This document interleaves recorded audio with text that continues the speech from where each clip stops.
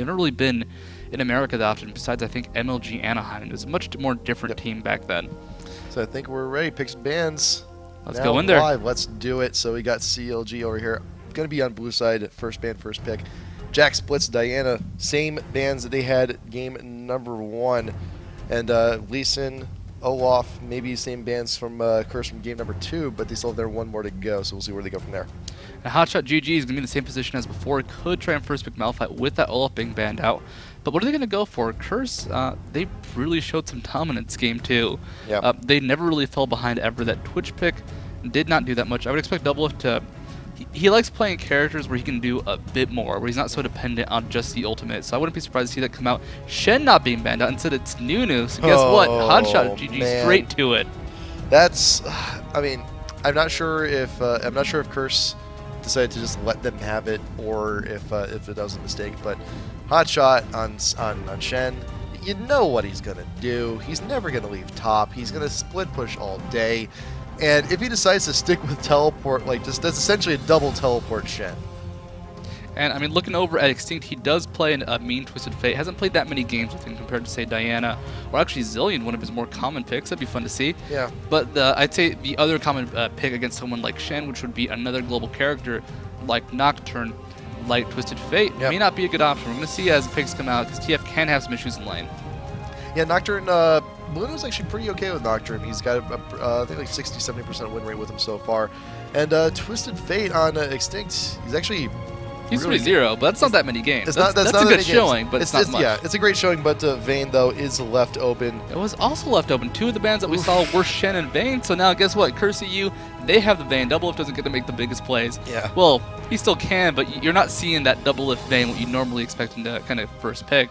Right. And that's a bit scary, I'd say. It is pretty scary. But, well, Twitch, now that they have a Shen instead of a Cho'Gath and Malphite, right. Shen will directly protect a carry just because of his ultimate, and you can always use that taunt to try and keep him alive. So Twitch might be a better pick now. At the same time, I don't know if CLG is still confident with it. It did not really work out that well last game. Yeah. But it's so weird that we've kind of seen a little bit of a different side to CLG Prime since the addition of Loco Doco, and it does worry me a little bit because we saw a little bit of game 2. CLG were kind of going back to the old pre-season 2 world champs, like, you know, their ways, like just the passive farm. Let's just stay in lane and switch when we need to and try and get big.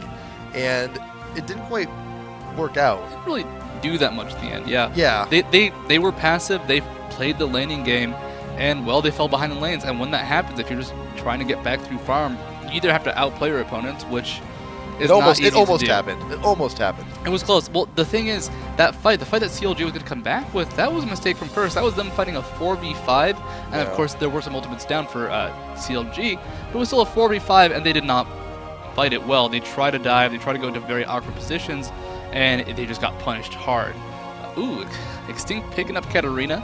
Cho'Gath going to be played by Baluna most likely. That just leaves, I believe, the top liner, unless it's a top Cho'Gath, which I do not believe Angus has played all that much. Actually, no, he's got a few games, so it could be top Gath. He's still alright.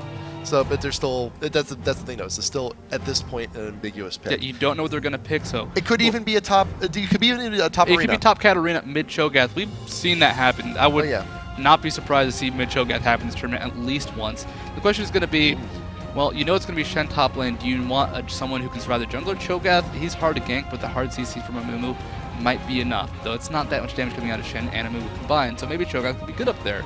Maybe you want to go with someone a bit more aggressive, someone to really force fight. Vladimir would actually be an okay pick just because you can juke the bandage toss, you can sometimes juke the taunt. Depends on the patch, actually. That can change from time to time. So it might be a good pick. It might be a terrible pick at the same time. I actually don't know how it works in this patch. So, and what other... let's throw some other options in there, too. We got 25 seconds until... Not Zenzel.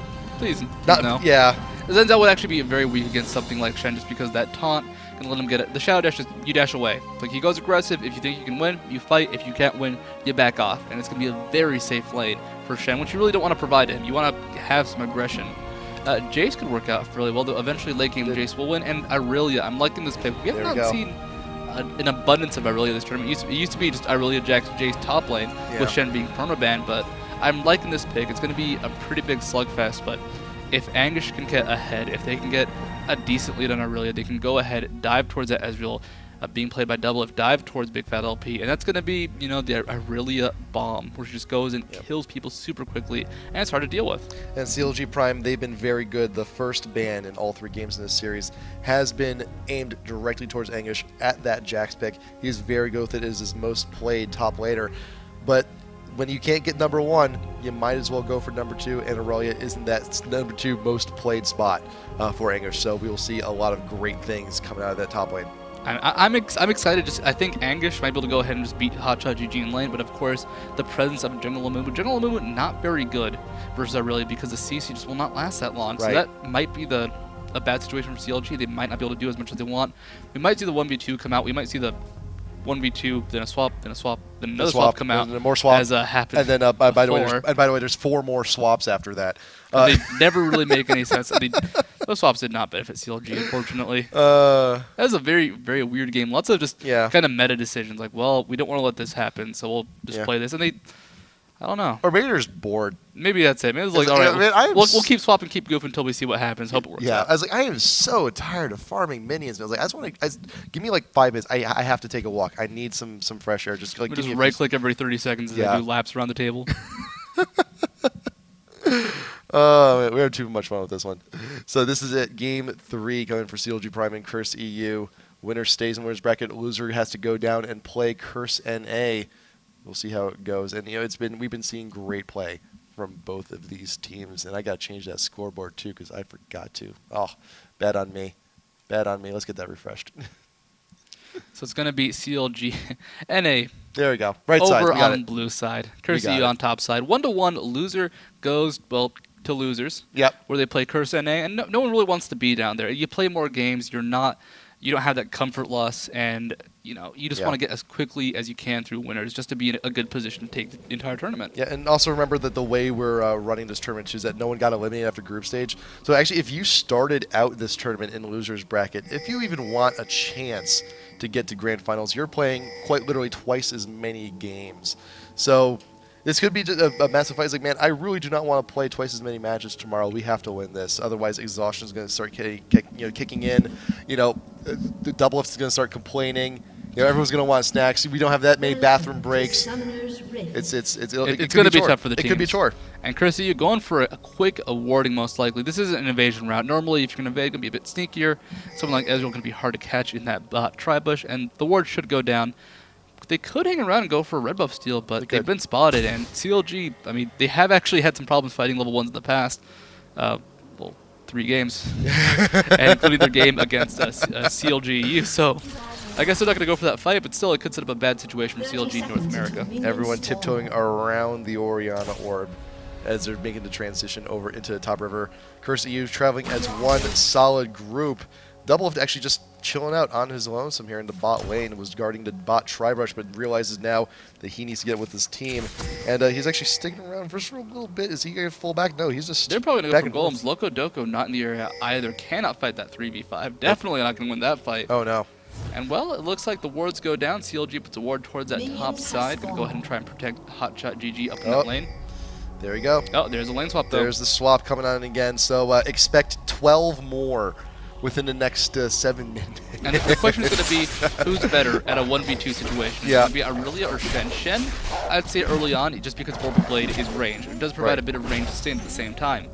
But to benefit from that sustain, you need to either use it and get an auto attack off, or another Vorpal Blade off. And that's a long cooldown early on in the game. And, well, we have a pause coming out. Going to see if we can't get that sorted out. But Shen, normally, he has some CS in lane. Aurelia, once she hits level 6, she doesn't really die. You just use her ultimate, clear waves, get 6 CS at a time. You're going to be behind, of course, but not as far behind as someone like Shen might be at that point.